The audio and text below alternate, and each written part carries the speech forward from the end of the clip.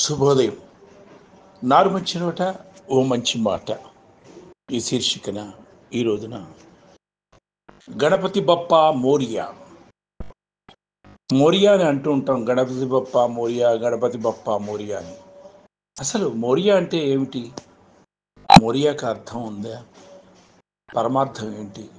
అది క్లుప్తీకరించుకుందాం. ఎందుకంటే వినాయక నవరాత్రులు జరుగుతున్నాయి కాబట్టి ఆ సందర్భాన్ని పురస్కరించుకొని మరి మోరియా గురించి తెలుసుకుందాం. సాధారణంగా మనం వినాయక చవితి వేడుకల్లో గణపతి బప్ప మోరియా అంటూ నినదిస్తాం కదా. కానీ మోరియా అనే మాటకు అర్థం తెలిసిన వాళ్ళు సరే, తెలియని వాళ్ళకి తెలియజేస్తున్నాను నేను. మరి మోరియా అనే మాట నినాదంగా ఎలా మారింది, అసలు ఆ పదానికి గల అర్థం ఏమిటి, దాని వెనక ఉన్నటువంటి కథా కమామిష్ ఏంటో కాస్త తెలుసుకుందాం. మోరియా అసలు కథ 15వ శతాబ్దంలో మోరియా గోసాని అనే సాధువు ఉండేవాడు. అతను మహారాష్ట్రలోని పూణేకు 21 కిలోమీటర్ల దూరంలో ఉన్న చించువాడి అనే గ్రామంలో నివసించేవాడు. ఆయన గణపతికి పరమ భక్తుడు. గణపతిని పూజించేందుకు చించువాడి నుంచి మోరేగావ్ వరకు రోజు కాలినడకన వెళ్ళేవాడు. ఒకరోజు మోరియా నిద్రపోతున్న సమయంలో గణేశుడు కల్లో కనిపించి సమీపంలో ఉన్నటువంటి నదిలో తన విగ్రహం ఉందని దాన్ని తీసుకువచ్చి ప్రతిష్ఠించమని చెప్పాడట. కలలో గణపతి చెప్పిన మాట నిజమో కాదో వెంటనే తెలుసుకోవడానికి మోరియా అక్కడ ఉన్నటువంటి నదికి వెళ్ళాడు.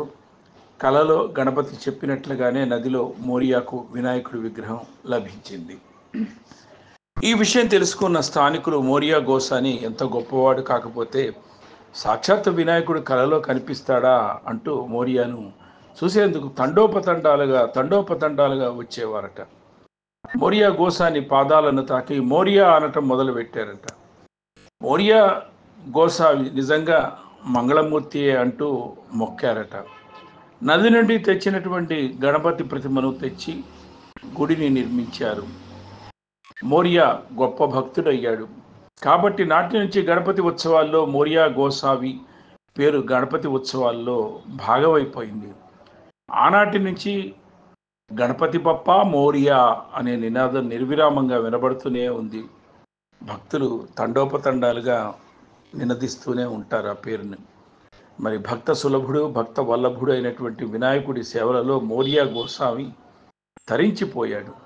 అందుకే నదిలో నిమజ్జనం చేసే ముందు గణపతి బప్ప మోరియా స్ఫూర్త్సవర్షి లౌకర్యా అని మరాఠీలో నినదిస్తాం.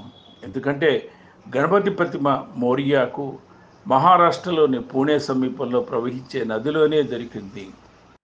కాబట్టి దేవుడు తన కార్యం ఏదైనా సరే భక్తుల ద్వారానే నెరవేర్చుకుంటాడు అనటానికి మోరియా గోసావి జీవిత కథనే మనం నిదర్శనంగా తీసుకోవచ్చు.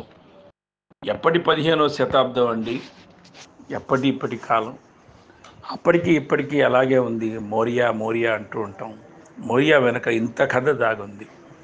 ఇక మనం ఆలోచిస్తే గణపతి మంటపాలు వీధికి ఒక 4 చొప్పున, వీధికి ఒక 5 చొప్పున నిర్మించేసేస్తున్నారు. ఆలవోకగా చక్కగా తడికలతో గణపతి మంటపాన్ని కడుతున్నారు. లేకపోతే గోనుపట్టాను, లేకపోతే టార్పాలినో, లేకపోతే ప్లాస్టిక్ సంచులతోనో ఏదైనా గణపతులను యథాశక్తి విగ్రహాలు కొంచెం తక్కువగా ఉన్న విగ్రహాలు భారీ ఎత్తునున్న ప్లాస్టర్ ఆఫ్ ప్యారిస్ తీసుకొస్తున్నాం. విచిత్రం ఏంటంటే చక్కగా ఈ 9 రోజులు గణపతి నవరాత్రులు 9 రోజులు ఆయన ఆరాధిస్తాం, కొలుస్తాం, చక్కగా హారతులు ఇస్తాం, ఉండ్రాళ్ళు పిండి వంటలన్నీ కూడా ఆయనకి నివేదిస్తూ మనం ఆరగిస్తాం ఆయన పేరు చెప్పుకొని. చాలా బాగుంది. కీర్తనలు చేస్తాం, నర్తనలు చేస్తారు, సాంస్కృతిక కార్యక్రమాలు నిర్వహిస్తారు, తండోపతండాలుగా దండాలు పెడుతూ ఉంటారు. ఆమూలాగ్రం భారతదేశం అంతటా కూడా. కానీ ఇక్కడ ఎంత దుర్మార్గం ఉందంటే దీంట్లో గణపతి నిమజ్జనోత్సవం రాగానే, గణపతి నిమజ్జనం జరుగుతూ ఉండంగానే మనకి బాంబేలో కానీ లేకపోతే ఇటువైపు చూస్తే మన ఉభయ తెలుగు రాష్ట్రాల్లో కానీ ట్యాంక్ బండ్ దగ్గర కానీ, ఇటు లేకపోతే సనత్ నగర్ చెరువు దగ్గర హైదరాబాద్లో చూస్తే ఎక్కడ చూసినా సరే ఆ ప్లాస్టర్ ఆఫ్ ప్యారిస్ విగ్రహాల్ని ఆ గణపతి నిమజ్జనం అనంగానే గణపతి అంట భయపడిపోతుంటాడంట. ఇక నన్ను మర్డర్ చేసేస్తున్నారు, ఇక ఈ ప్రజలు ఇంతవరకు కొలిచారు, ఆరాధించారు, ఈ రోజున శిథిలం చేసేస్తున్నారు అని భయపడిపోతాడంట దిగులుతో. అంటే మోయటం జనానికి తెలుసు, కోల్చడం కూడా జనానికి తెలుసు అన్న ఆలోచనతో ఉంటాడు.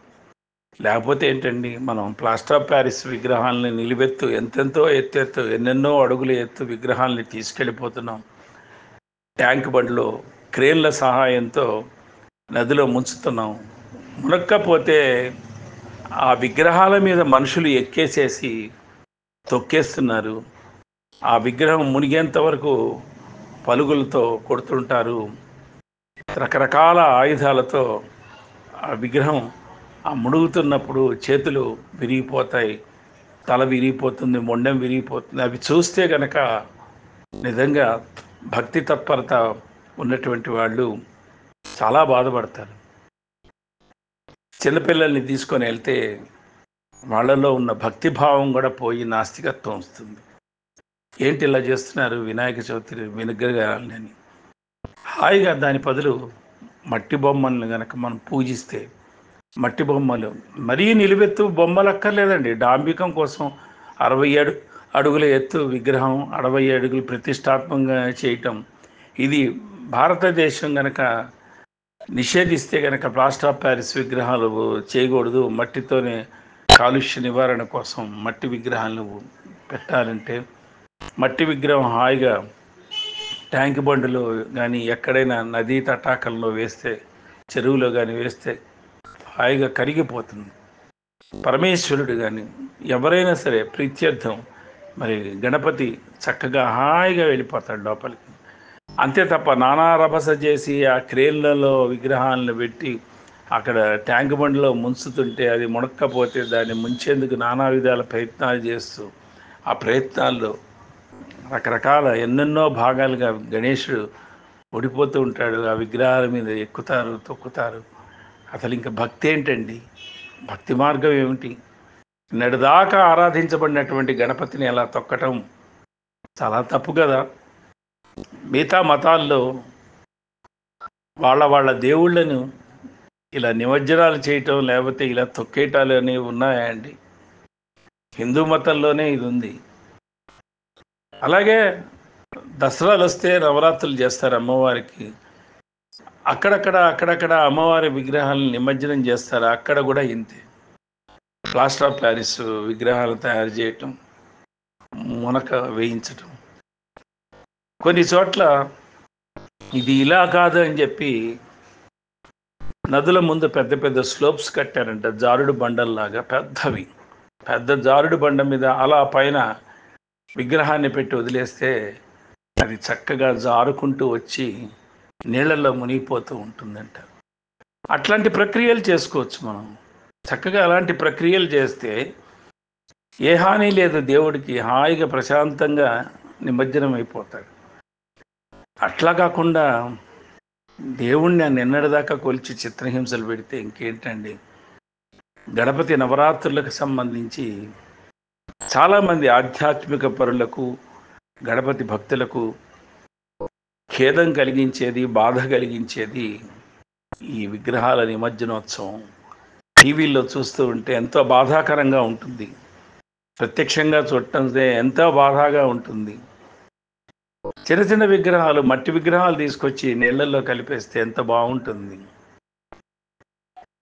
అది ఎట్లా జరగట్లే.